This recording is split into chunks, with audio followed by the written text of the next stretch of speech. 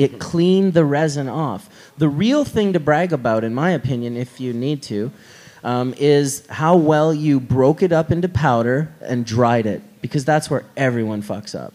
That's the unfortunate thing with water hash. And why is that? What's the mistake there that people are making? Well, it's the same thing as the BHO community. I mean, there's multiple mistakes, as Steve went on, with butane just being a dangerous solvent, B, a contaminated solvent with accumulative heavy metals that affect our central nervous system, so stay away from those. Lesions on the brain. Lesions on the brains, exactly. So you don't want to you don't want to do that. But what they're talking about, if just for the argument of pretending there isn't heavy metal contaminant in there, because that's the real danger, not the butane itself, the argument of purging the butane out of the oil is the same argument we have with water hash of getting the fucking water out of the hash. Yes. It's the same thing. If it stays behind, it's going to cause problems. It's going to break down the trichome gland head, and then instead of your hash staying hard and solid at room temperature, it's going to butter out and white out and sort of turn into this, what I would consider a potentially dangerous product, because I'm certain if you actually tested it in a GC, you would find microbiologicals, bacteria growing in it. Bacteria, fungus, whatever. It's dangerous. You can't have water without something growing in it. They've found bad stuff in that before. I think as bad as E. coli, actually. Oh, shit.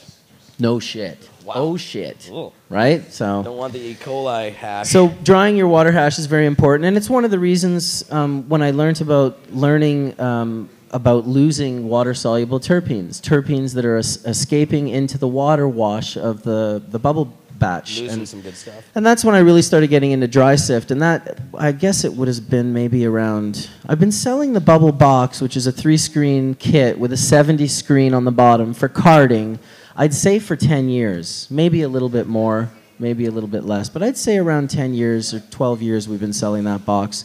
The bigger screens and the tumblers only in the last, 5+ years. Mm-hmm.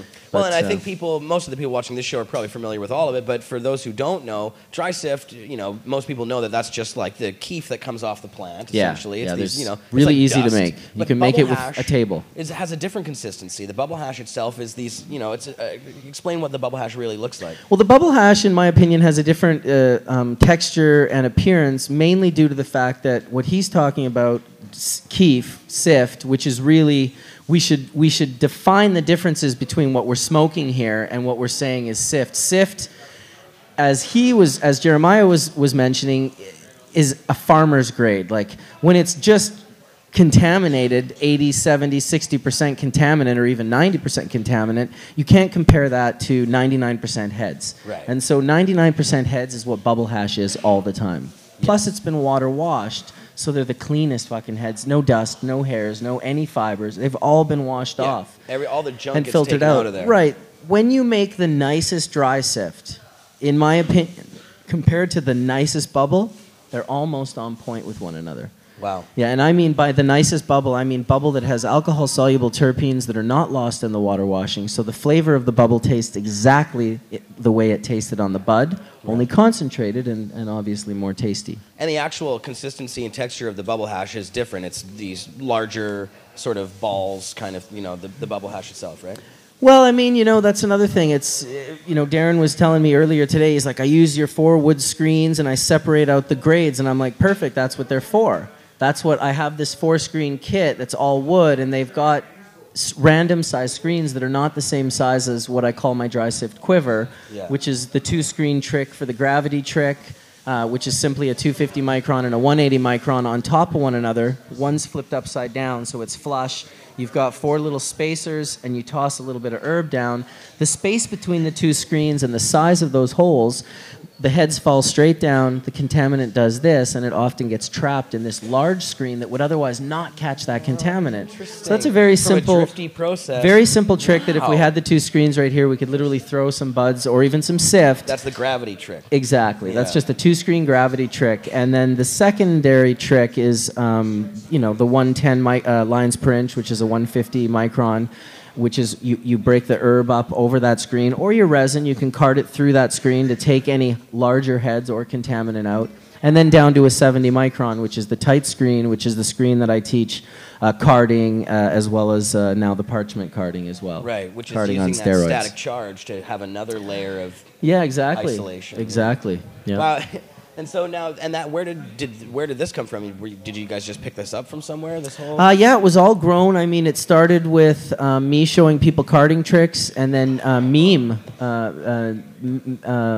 Time to Share is his other name on IC Mag. He did a video, a 45-minute video, sent it to me about a year ago, posted it on IC Mag, and I kind of played around with it, didn't have that much fun with it. Darren was playing around with it and was like, oh, I need a bigger surface. And the real trick wasn't, well, the kid that came up with the parchment paper, he came up with one part of the trick. The other part of the trick, Darren came up with and a DVD case isn't essential, anything that's wider than a card, like if you took 10 cards and wrapped them in parchment, or anything wider, because the real trick to the parchment is the edge of the DVD, that's the only part that does anything. On one side you get contaminant, on one side you get pure, but it's the edge that's actually doing it. So these are all growing processes. I mean, really, you got to give it all up to Skunkman Sam. I mean, everyone's going to step in and take their credit, but really, like, I give all the credit to Skunkman Sam because he's just been doing this for 35 years. He was the first one to bring us the water extraction in 1988, of course, 9 years before. 88, wow. Yeah, that's in the High Times issue November, and it's Sadhu Sam's Water Extraction Secret. And you could send $10 away, and he would send you instructions of how to put weed into a jar with water and ice, shake it up, put it on a windowsill, and let it settle, and filter off that product. $10. So, yeah. No, that's good. $10. I'm sure that seems like a profitable enterprise. He said like 15 or 20 people went for it. That's it. So you can imagine his surprise 10 years later when he watched like all these bags getting sold. No Just kidding. Like, oh yeah. Wow. Well, that's very cool. And so now people can, if they want, I mean, where do they find all of the stuff that you have for sale? Bubblebag.com. That's singular, no S, BUBBLE, BAG.com. We've also got freshheadies.com, and of course YouTube. Bubbleman's World. And that's where I was going to go next, was Bubbleman's World. So not only do you have all these products for sale and stuff, but I was saying you are a talented artist, and you also show people how to use your processes. Mm-hmm. And you have quite a popular YouTube channel. And give it again? YouTube.com/ That one is Bubbleman's World. Bubbleman's World. And yeah, you know, I do try to promote other things other than myself on there more often than not, in that sense that you don't see me running my products very often. I'm more often doing reviews on cool new products that I found that I like. I'm a bit of a snob that way. I don't like to review products that I know I don't like. Right. No, it would just because it's bad form. Yes, I think so as well. Yeah. For me anyway. Yeah, no, and it's great what you do. I mean, I've always known this about you. You, like you said, you really do care about this stuff. It's not about selling some shit. It's about actually helping people with this product and, you know, use cannabis for what it really should be used for, and it's a cultural thing. And of course, Johnny and I were talking earlier before you arrived here about your pizza box analogy. Oh, here, I should have put the hash cam on. Yeah, I just wanted to come over and grab a hit, but yeah, definitely that's where I learned it all from, Mark. That's what I talk so much about. Mark, maybe you can tell us about your philosophy on hash and why you think hash is something that's, you know, worth the effort going through these processes. Well, people ask me this all the time. They say, hey, is it worth it if I only have like a quarter? And then I say, is it worth concentrating the medicinals off of or decontaminating the medicinals from the plant matter that is non-medicinal? They're so locked into the prohibition mindset of buying weed, and they pay this certain price, and they're buying the weed, not the diluted resin, which is how I see it, because I use it for the resin.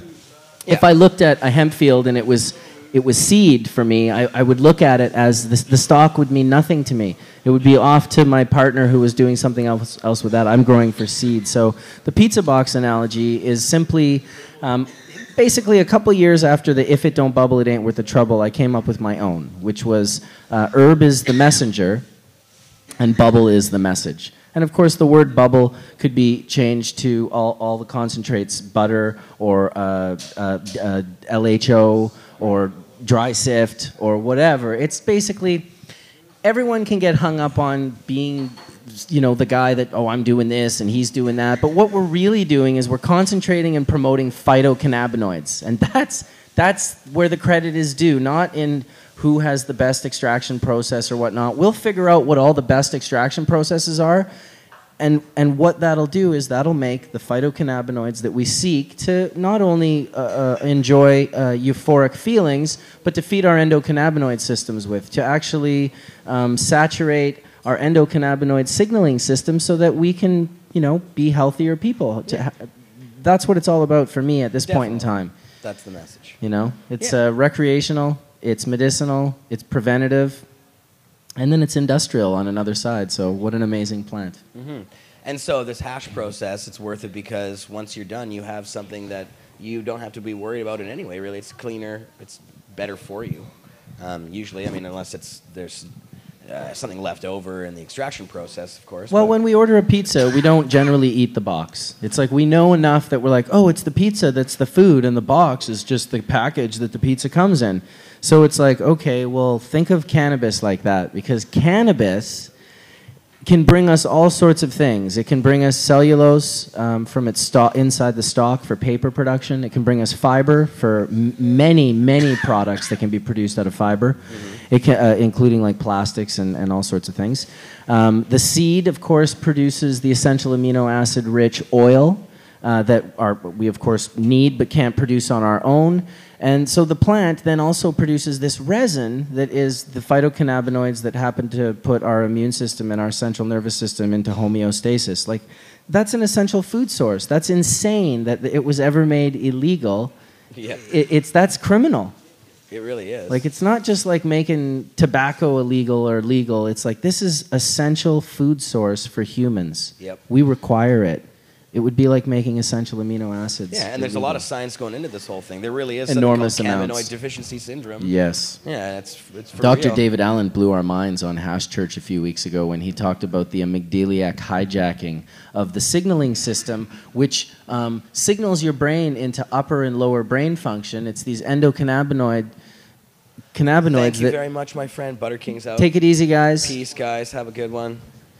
Awesome Peace, interview. guys. But he was talking about how some people, they are so endocannabinoid deficient that their signaling system no longer allows for the switch between upper and lower brain function, which upper would be empathy and compassion and love, and lower would be fight or flight. Right, get mine. Just trying to protect yourself type of thing. So Yeah. when you get your signaling system deficient and this little switch is locked downward in the fight or flight mentality, those people tend to become prison guards and go into the army and become police officers. And it's that lack of empathy and emotion that allows them to do cruel things to people.